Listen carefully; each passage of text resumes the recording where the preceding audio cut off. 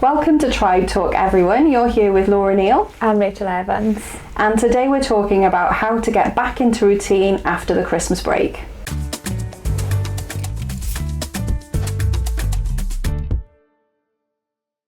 So January can be a bit of a shock to the system for children and adults, where the Christmas break, our routines just tend to disappear. But in today's episode, we're going to be talking about why this happens and then discuss some strategies that can help. So over the Christmas period, what we know is routines completely fall apart. If your family is anything like mine, your bedtime changes. You don't get up at the same time. Our work schedules change. So whereas parents might continuously be in work, then they're not over that Christmas period. Meals, you eat completely differently over the Christmas period as well. So all of this results in things being very different for our children and us needing to get back into that routine then after Christmas. Yeah, because it's all the events, like you said, meal times, bedtime changes. I feel like everybody's routine is pushed back a couple of hours. So you're getting home late, which means that you're having your evening meal late, and that might be like a bit of a rushed meal, and then your bedtime or your bath time, your bedtime becomes a lot later. So just finding some time to get back into that normal routine takes a little bit of time, but that just has such a knock-on effect then for our children, where the impact or the fallout of that loss of routine is quite significant for our children. So just without us noticing, a lot of that consistency and predictability that we embed into lots of our routines and how we interact with our children, sometimes that's not there then, is it? Because we lose some of that when we're trying to fit all of this stuff in over Christmas, and it just becomes a bit of a rush. And I think what's so big for our children is the shock of going back into those routines. So having to get up early again, having to stick to the foods that you used to eat rather than the sweet treats that you have over the Christmas period. It can be that shock of trying to get back into that routine that can be difficult. Yeah, that's such a good point, isn't it? Because you mentioned about like eating habits change and what we eat. Like, you know, we tend to overindulge over Christmas. Children have more treats, and they don't become treats then, do they? Like, oh, we're going to have a treat tonight and have a dessert or some more chocolate. But it doesn't, it just becomes part of the day. But that is a good point. Our eating habits change, and then trying to get children back into our 3 meals a day around like certain times, and what we're eating around those meals as well.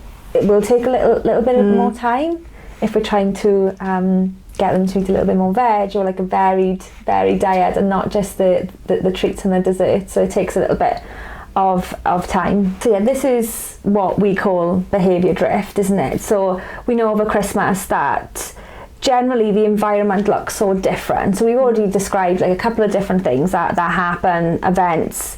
Our routines just change, and then our behaviour adapts to that. And this is where we see that behaviour drifting, because our responses, our routines are not in place, and we adapt to that, and then this has a knock-on effect on our behaviour, but then also the behaviour of our children as well, because they're having to adapt to that as well, those responses. So then when we come back after Christmas and we're trying to get back into a routine again, that makes it a little bit more difficult, and this is where we see some of that pushback with our children. It's difficult for us. Once we've let things slide a little bit, getting back into that routine, but then it's doubly hard for our children. I know, if you just think of us coming back to work, isn't it? And you know, our team will be coming back, or most of our team will be coming back 2nd of January, and that's just straight after the New Year's, and we've had nearly 2 weeks off, some of us, where our routines might have fallen to the wayside. We're not getting up for that 5-6 o'clock alarm in the morning.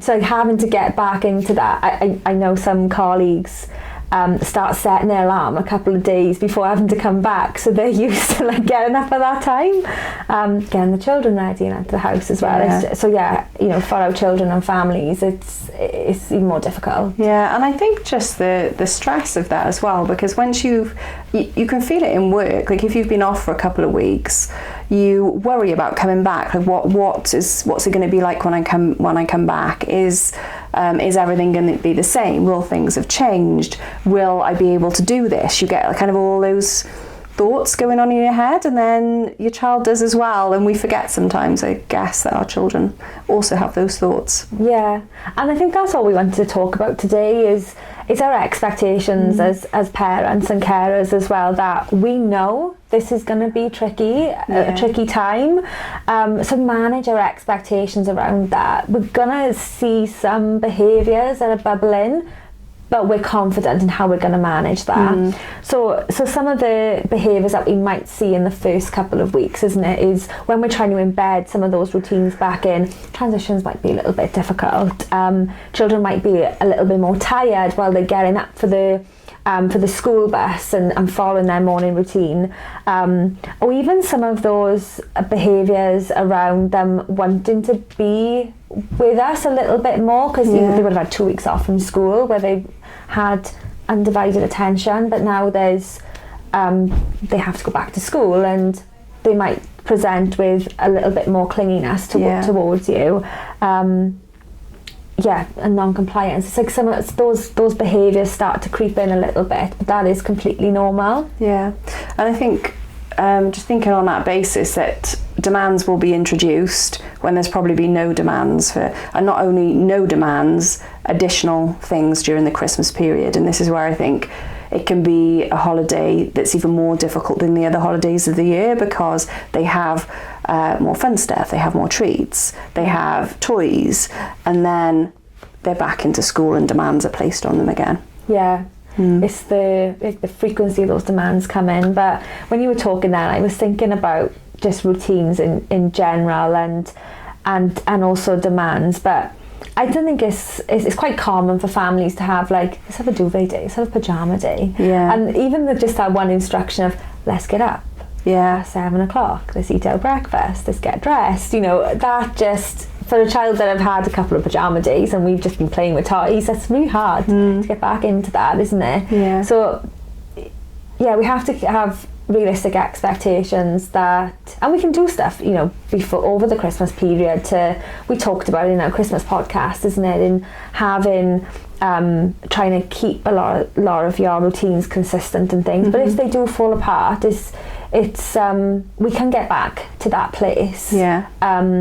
Where we were before the Christmas break. It's not impossible, but just might take a little bit of time to get there. Yeah. So getting back into routines is really important for our children who've experienced trauma. So what we know is that consistency, predictability and reliability are absolutely fundamental to helping them feel safe and secure. Yeah. So getting back into that routine that they know, they understand, and where they feel settled is really important after the Christmas period.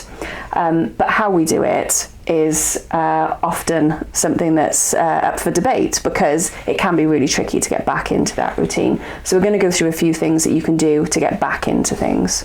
Yeah, and I suppose you want to be choosing something that's achievable, that is easy to implement, and it's going to get you some quick success, isn't it? So thinking about your routines or instructions that you present, you want to be starting small. So thinking about your routine in the mornings or evenings, or even just having set meal times, just start putting that structure in throughout your day. So it's one small change that you can make, that you're committing to, that you can stick to. It's achievable, and you'll see a lot of success. So even just having breakfast and evening meal at the same time each night, and morning, and having your morning routines, your nighttime routines consistent, that's going to make a big difference for families and for children. Yeah. So keeping things small and easily achievable as well.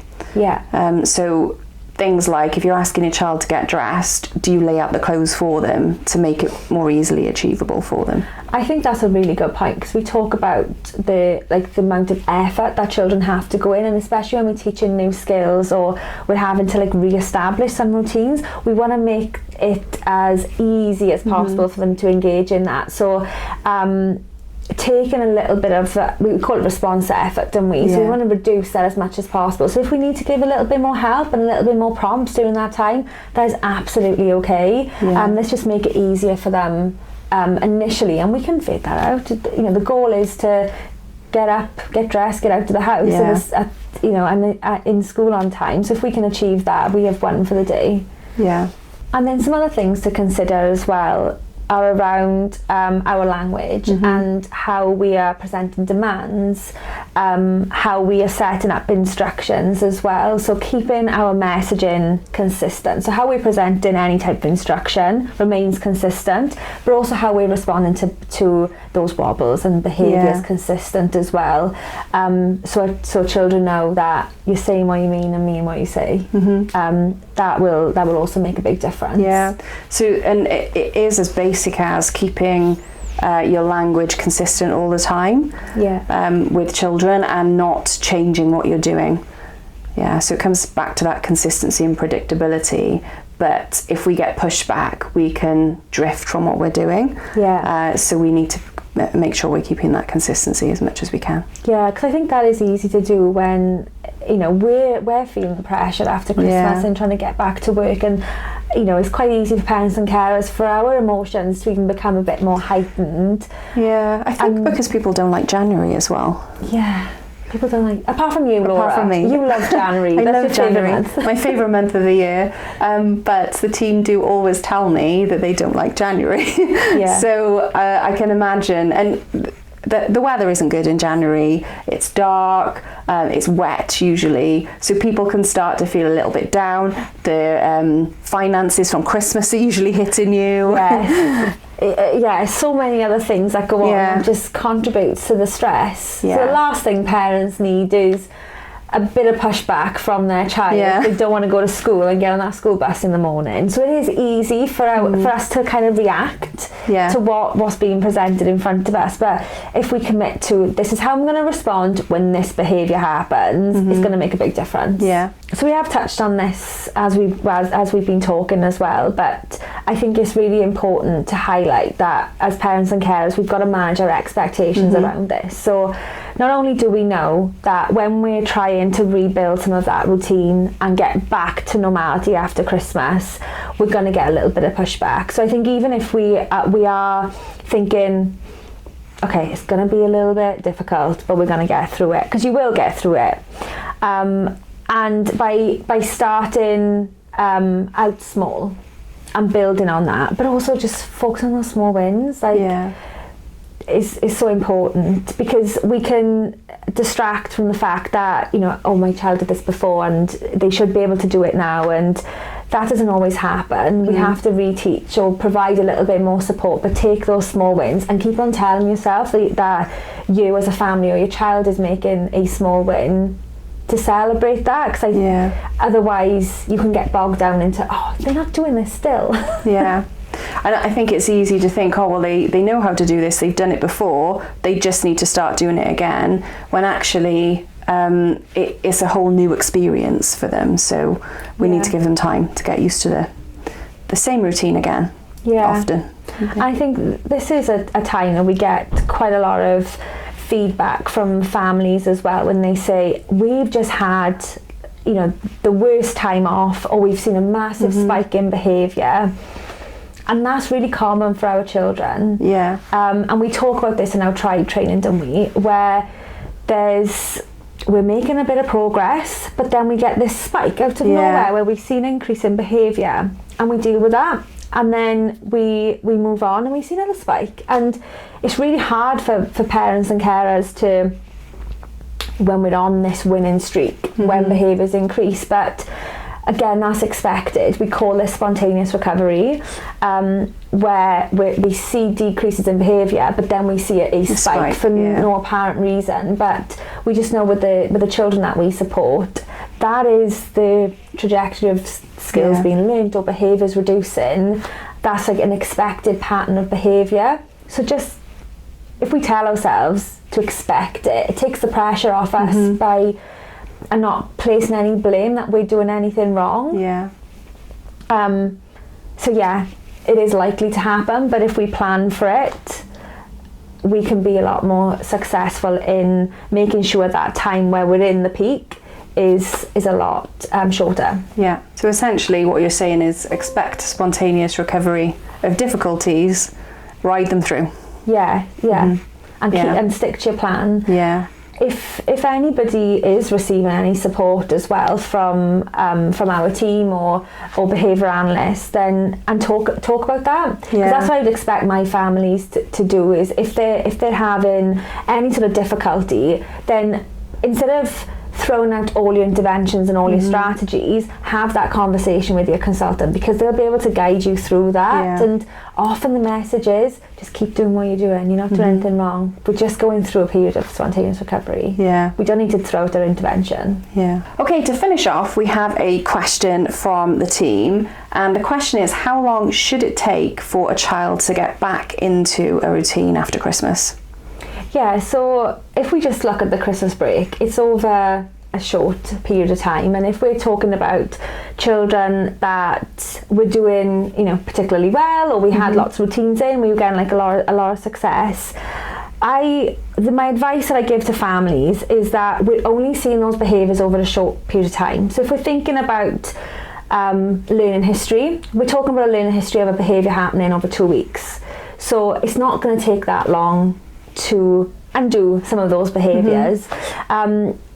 So without putting a time on it, if we can plan for it, have consistency in our responses, start rebuilding some of that routine back, sticking to our guns, saying what we mean what we say, implement our interventions with as they have been prescribed, then we should see this quite short-lived, and we'll be out the other side in a couple of weeks, fingers crossed. But let's just think about it as a learning history. We've got 2 weeks over Christmas.